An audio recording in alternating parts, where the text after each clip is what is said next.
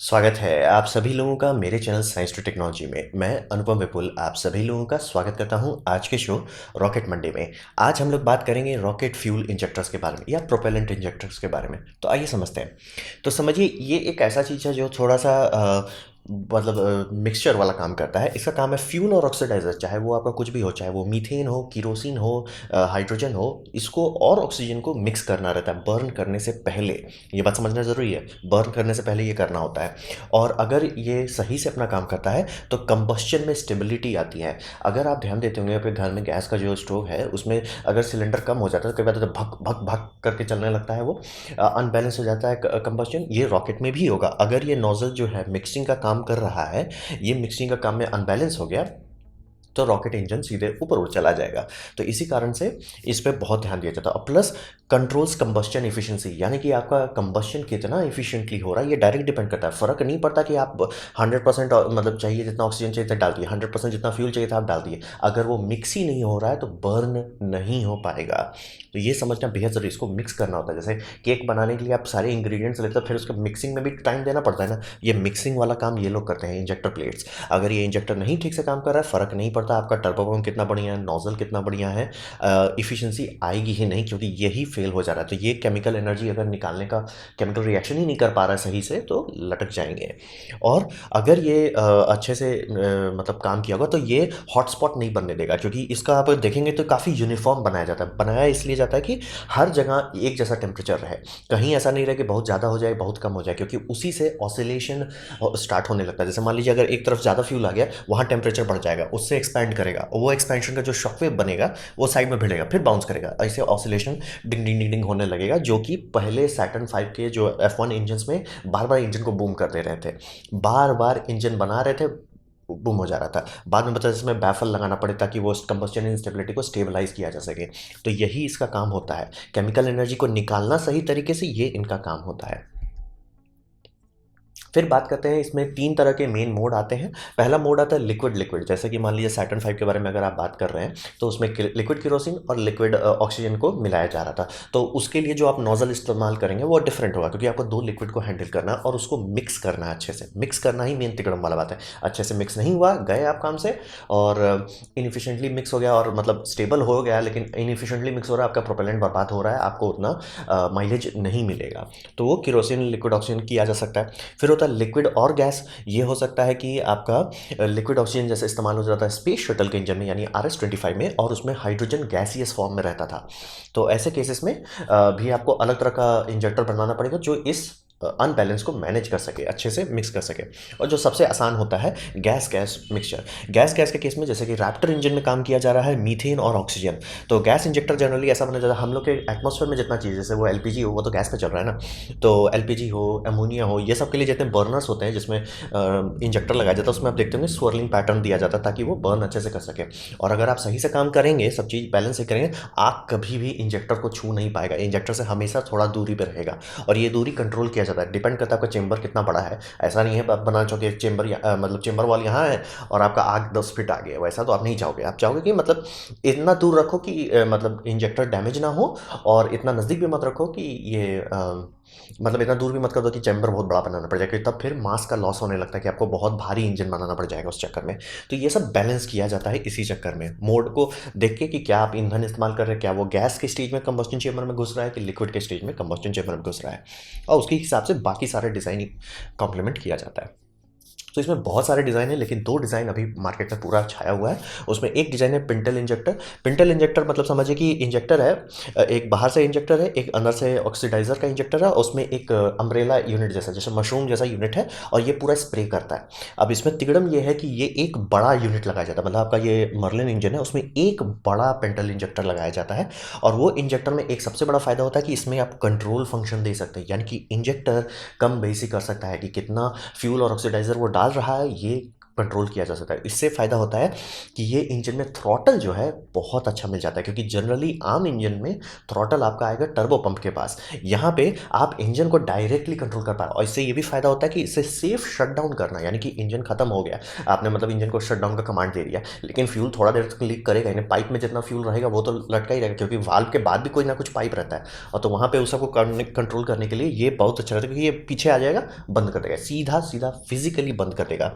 और आपको कई जगह पे खोजने पे इसका फोटो नहीं मिलेगा, ये समझ लीजिए यूएस गवर्नमेंट है, और मतलब ऑलमोस्ट सब देश की गवर्नमेंट मिलिट्री टेक्नोलॉजी को नहीं शेयर करने देता, बोलेंगे सिविलियन न्यूज़ होता है, आईसीबीएम में भी यही लगता है, इसीलिए मतलब इंजेक्टर का आपको डायरेक्ट फोटो नहीं मिलने वाला है।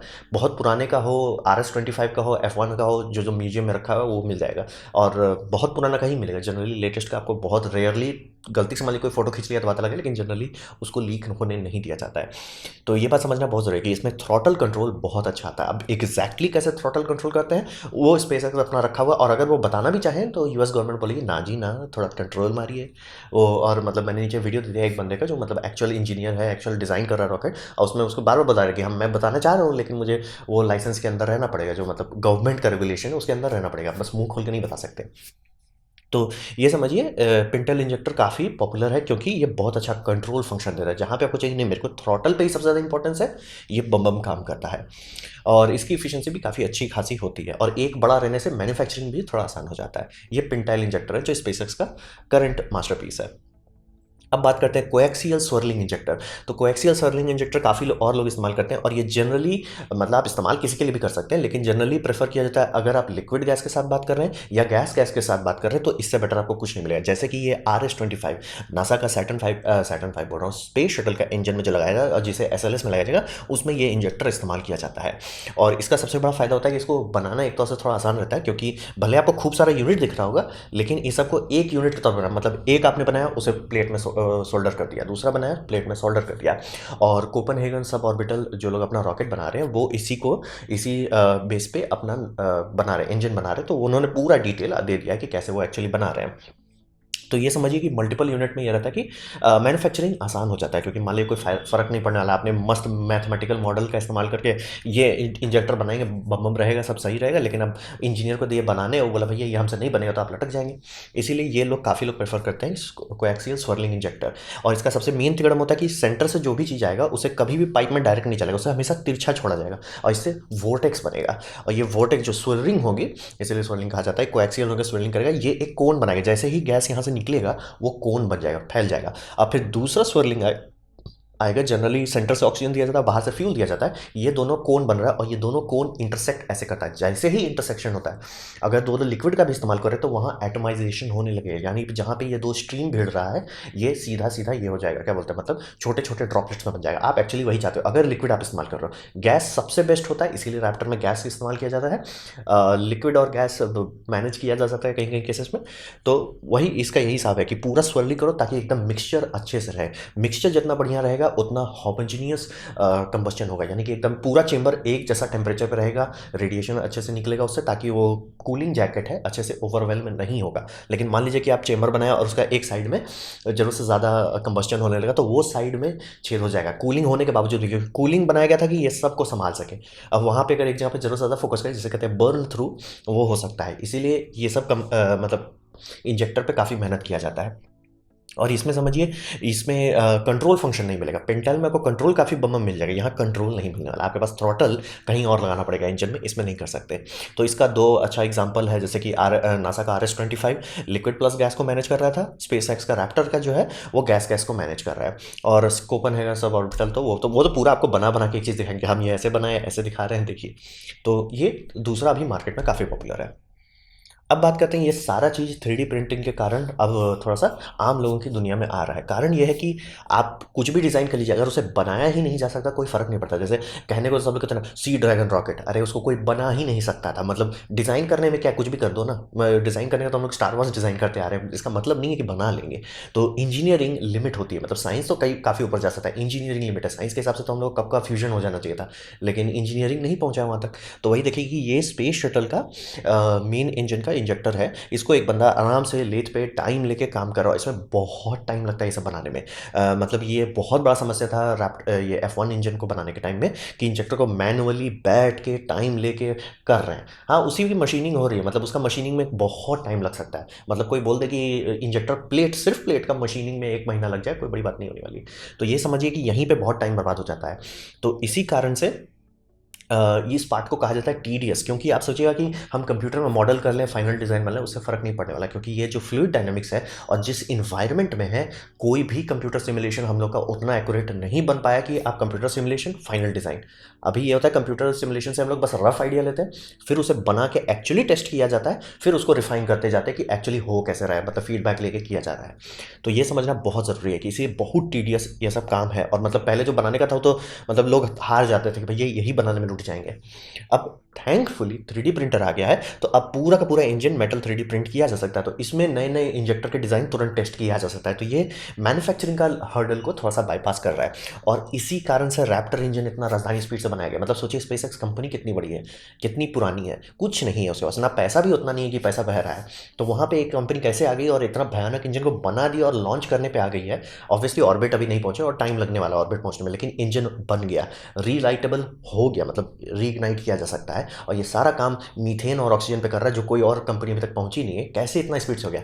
3D प्रिंटर के चलते हुआ, क्योंकि 3D प्रिंटर के कारण वो लोग फटाफट इटरेट कर पा रहे थे। ऐसा नहीं था कि एक मशीन शॉप में भेजो, 1 हफ्ते बाद आपका पार्ट्स आएगा। ये ऐसा ही समझिए, ये ऑलमोस्ट ऐसा होगा कि अगर आप मान लीजिए कोई इलेक्ट्रॉनिक्स का पीसीबी बना रहे हैं, वो पीसीबी आप दे सकते हैं, पीसीबी वे को कि भैया आप हमको बना के दे दो, वो दे देंगे, बम बम बनाएंगे, सस्ता भी पड़ेगा। लेकिन आपको मान लीजिए वो बोलते हैं कि हमको 15 दिन दो, मतलब शिपिंग वुपिंग ला के 15 दिन लगता है। और वहीं पे आप एक बड़का सा महंगा मशीन ले लीजिए जो आपके घर में बना के तुरंत दे दे, हर 2-3 घंटे में आपका पीसीबी का प्रोटोटाइपिंग होगा। इसी कारण से रैप्टर इतना तेजी से बन पाया। और यही सब कारण है कि मतलब आप यूएलए का देखें या मतलब ये जो इलॉन मस्क का सबसे बड़ा ब्राइट आइडिया था, वो सिर्फ यही था कि पूरी दुनिया लटक गई थी 1970 के बाद से। जैसे ही सोवियत यूनियन कोलैप्स हुआ, उसके बाद से सारे प्रोजेक्ट्स को ठंडे पड़ गए, कोई ज़रूरत ही नहीं था।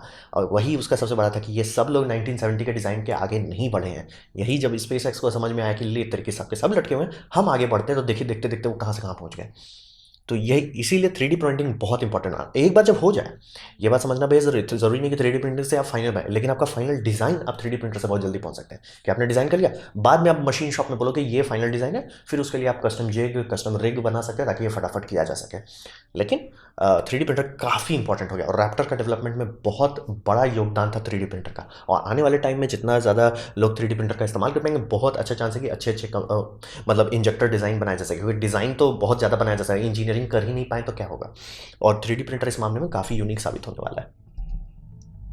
तो ये था मेरा प्रेजेंटेशन, छोटा सा प्रेजेंटेशन इंजेक्टर प्लेट के बारे में। उम्मीद करता हूँ आपको अच्छा लगा, कुछ सीखने को मिला, कुछ समझ में आया हो। अगर ऐसा है, लाइक कर दे, दोस्तों शेयर कर दे, उससे मेरा काफ़ी भला होगा। नहीं अच्छा लगा, नहीं पसंद आया, कोई बात नहीं, आप डिसलाइक कर सकते हैं। मैं कहूँगा डिसलाइक 2 बार दबाएं, उसमें मुझे पता चले वो कितना ना पसंद हुआ है। मैं आपसे कहूँगा कि कमेंट लिखें, मैं हर कमेंट को पढ़ने की कोशिश करता हूँ। आपसे कहूँगा सब्सक्राइब कीजिए, बेल दबाइए अगर आप फ्री हैं तो। आपने मेरा वीडियो देखा, जानकर मुझे बहुत खुशी हुई। धन्यवाद।